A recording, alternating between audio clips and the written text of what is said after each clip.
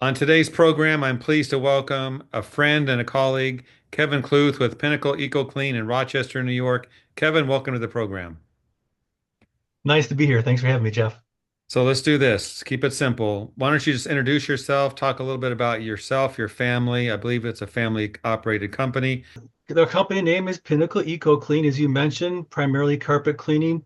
Started it several years ago, before I was even married. So speaking of marriage, I am married for 42 years now. Uh, Two boys. One is with us in the business. Kyle works well with us, and we have also two mini Aussie Shepherds, which keep us busy, occupied, and give us plenty of stains to practice on.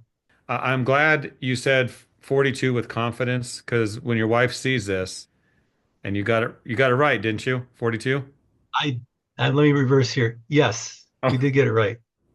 how many work at the office? How many work for the operation?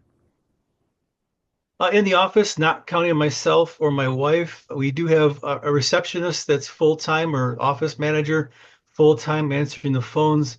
And our busiest days are Mondays and Fridays, right? Monday, you're catching up over the weekend. Fridays, it seems like you're putting out all the fires right before the end of the week.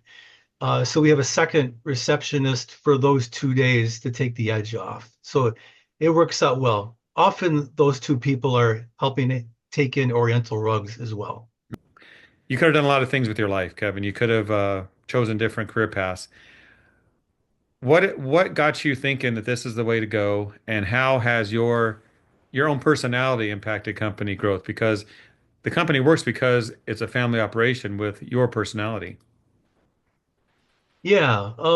Well, we started out, I actually thought when I was in school that I'd probably be an architect. I liked mechanical drawing and architectural drawing a lot.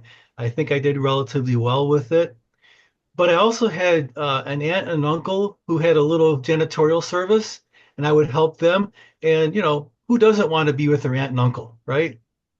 So that left me with a good taste in my mouth about cleaning. And a few of my friends were involved in the cleaning industry doing office cleaning as well. And it was just sort of a natural progression. So we started out doing a lot of medical facilities. That was kind of our niche, more detail oriented, and it worked out very well. And I got to tell you, this is back in the day when exam rooms were carpeted. Horrors, right? I mean, unbelievable today, where they're trying to minimize things like cracks in the floor and crevices where stuff can grow. You got carpet, So that was way back in that day. I did keep the business pretty small, trying to devote more time to raising the kids, making sure they were on the straight and narrow path, so to speak. And then was as they got older, we grew the business a little bit more. Early on, carpet cleaning became a focus of the business because it was difficult to find qualified firms to do the work. And then Oriental and area rug cleaning came off as an offshoot from that. And my son Kyle now is more involved in the business. He's actually on the board of directors for ARCS, the Association of Rug Care Specialists, and he teaches one or two of their classes as well. And so he's taking a more of a prominent role, and I'm beginning to just cut back just a little bit for now and having fun with it. I'm pretty sure your pathway is the golf course eventually. Is that true? Well, I'm not much of a golfer, but mainly because of the time. Maybe pickleball, Yeah, something like that. But, yeah, I pickleballed a few times. It's a lot of fun. yeah. So you have a family operation there. Kyle's doing well with taking over the reins, but also your customer base is valuable to you. Can you talk about how you created a company that has a unique value in your local market and how that works with your customers, how you really take care of them? Can you touch on that? Well, obviously, when we started the business, I was kind of it, right? And I like people. I like talking to people and making people happy. It's kind of my nature, I guess. And so that worked out very well with the service-oriented business. And as the business grew and we got more staff involved, we really put a heavy emphasis on training with IICRC courses and the like. I mean, obviously, I can teach our techs most of that type of work, but it's nice to have an outside source. to kind of influence them, and they go, "Oh yeah, that stuff that Kevin was talking about is really true," because somebody else that's more knowledgeable is saying the same thing than him. So I should probably do what we're talking about. Um, and we just had a focus with at IICRC training of searching out businesses as referral partners like carpet and flooring retailers, interior designers, as well as real estate agents. And th those three things have worked out very well for us in getting a lot of work and repeat clients. Let's talk about challenges you've seen over the years. We'll call them speed bumps because every business has them. It could be minor issues, it could be major. But what have you seen with your company over the years? You saw the challenges, you figured out how to get through them. Yeah. So we're in the Northeast. So winter is a big deal here, right? From about the 1st of November and on, anything can happen. And then January, February especially can be quite brutal. A couple of years ago, the month of February, we had 4 hours total in the whole month where the temperature was at freezing or above. So it can be a little rough here off of Lake Ontario. So a lot of times that time of year, people don't want to think about getting their carpets clean because it's cold. They want to keep their house closed up. They don't want to open the door even for a minute. In addition, a lot of times now they're kind of just putting it off till the spring for your traditional spring cleaning anyway, right? So for about the past 10 years, we've been offering an Oriental and area rug cleaning special. Uh, buy one, get one free. And a lot of people in the industry, when they hear that, they go, "What are you doing? You're giving away half of your work." But it's just for the cleaning part of it that the special applies to. It doesn't apply to deodorizer, protector, or pad. So it ends up being about a 25 to 30% discount, really, in point of fact. And because we've been doing it for 10 years, much of our clientele waits for it. And we get deluged with rugs in our slowest time of year. So it's worked out very well for us as far as overcoming that challenge. And so between the Oriental rug washing, as well as we have a program where people drop off outdoor cushions, we clean them, dry them, wrap them, and store them till April or May. And then they can pick them up then in April and May. That those two things together have really kind of evened out the whole road bump as far as winter work and being a low period of time has been. Or your strategy of doing the cushions, that means I mean, you must have an affluent neighborhood around you. Yeah, I mean, I guess there's probably affluent neighborhoods wherever you go. Rochester, you might think we are a smaller city, about 1 million in the metro county of the county, right? But companies like Xerox and Kodak got their Mhm. start here, and there's a lot of old money. For years, the highest concentration of millionaires per capita in the country was in Rochester, New York. That's probably changed a bit, over time with the demographics, but it's still a pretty good client base to work from here.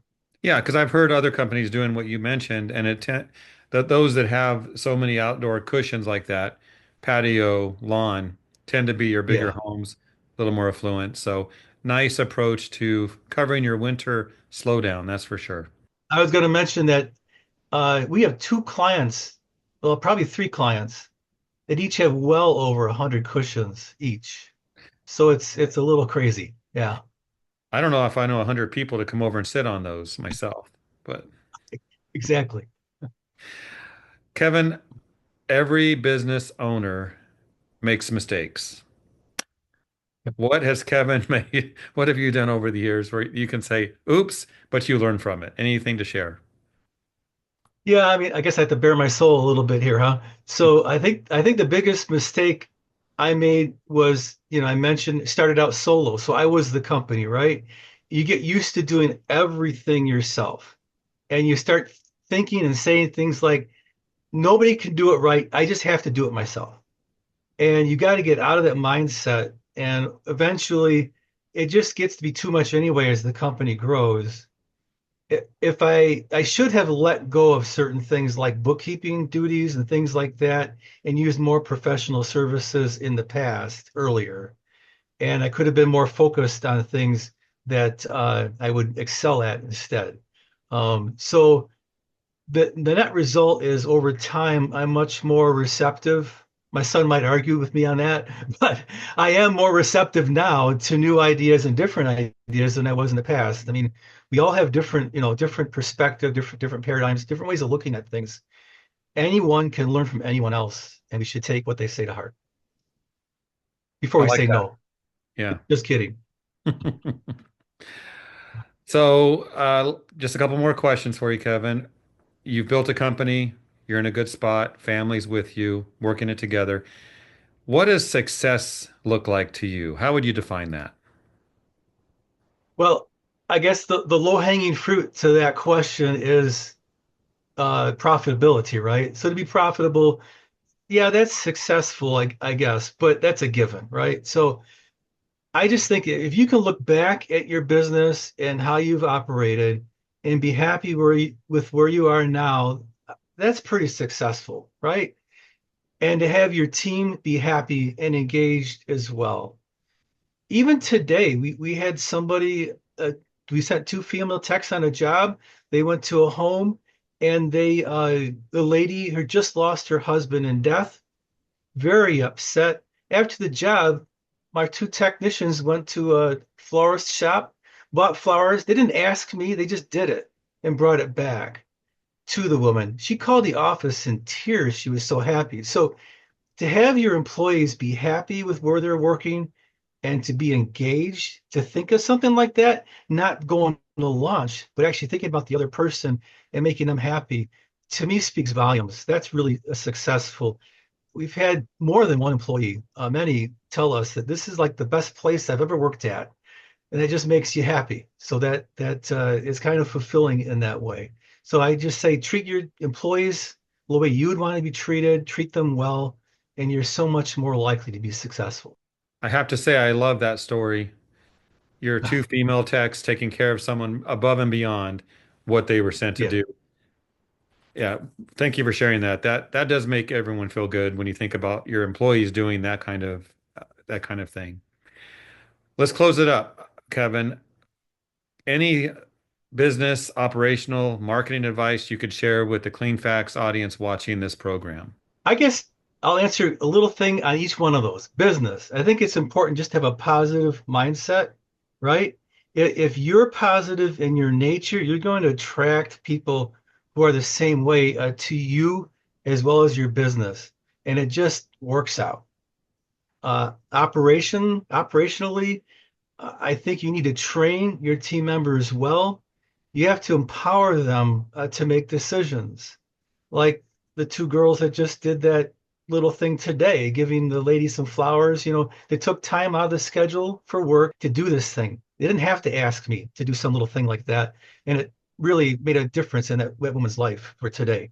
Regarding marketing, I just think you just can't put all your eggs in one basket, one referral source. You have to have multiple streams of referrals and income. So I think if you have those three things all working, hitting all the cylinders at the same time, I think you'd be successful in any business. Well said, Kevin. Well, I appreciate your time today. Thank you for sharing the details. What a beautiful company you've built there, a solid company. Keep up the good work. And when you finally retire, I'll meet you on the pickleball court. There you go. It's a deal.